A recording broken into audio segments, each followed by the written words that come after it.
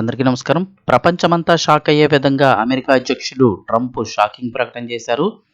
ఆ దేశ అధ్యక్షుడు మా అదుపులో ఉన్నారంటూ సంచలన ప్రకటన చేశారు. ప్రస్తుతం అక్కడ పరిస్థితి అయితే కనుక ఉద్రిక్తంగా మారింది. అసలు ఏం జరుగుతుంది, ఏంటి వివరాలు తెలుసుకుందాం. వీడియో పూర్తిగా చూడండి. అలాగే తప్పకుండా లైక్ చేసి ఛానల్ సబ్స్క్రైబ్ చేసుకోండి.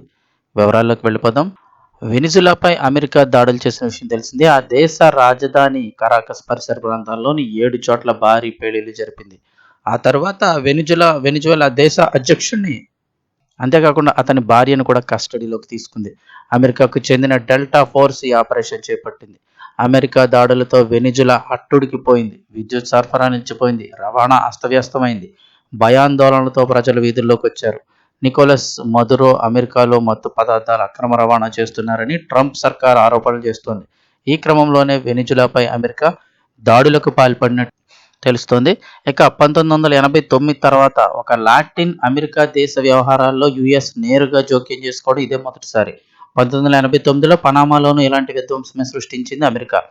1989 డిసెంబర్లో ఆపరేషన్ జస్ట్ కాజ్ పేరుతో అమెరికా పనామాను ఆక్రమించింది. ఆ దేశ అధ్యక్షుడు నియంత అయిన మాన్యుయల్ నోరియోగాను బంధించి అమెరికాకు తీసుకువెళ్లింది. నోరియోగాపై మాదక ద్రవ్యాల అక్రమ రవాణా, మనీ లాండరింగ్, దోపిడీ ఆరోపణలు యుఎస్ కోర్టుల్లో ఆయనపై అప్పటికే అభియోగాలు అయితే ఉండడం జరిగింది.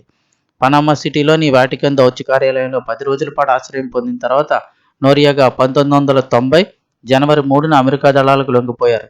మరుసటి రోజు ఆయన్ను మియామికి విమానంలో తరలించారు. ఆ తర్వాత నోరియాగాకు 1992లో 40 సంవత్సరాల జైలు శిక్ష విధించారు. అమెరికాలో శిక్ష అనుభవించాక ఆయనను ఫ్రాన్స్కు, ఆ తర్వాత పనామాకు అప్పగించారు. 2017లో ఆయన అక్కడే మరణించారు. ఇక ఇప్పుడు వెనిజులా అధ్యక్షుడు నికోలస్ మదురో అలాగే సతీమణి సిలియా ఫ్లోర్స్ను తమ కస్టడీలోకి తీసుకున్నట్లు అమెరికా అధ్యక్షుడు డొనాల్డ్ ట్రంప్ ప్రకటించారు.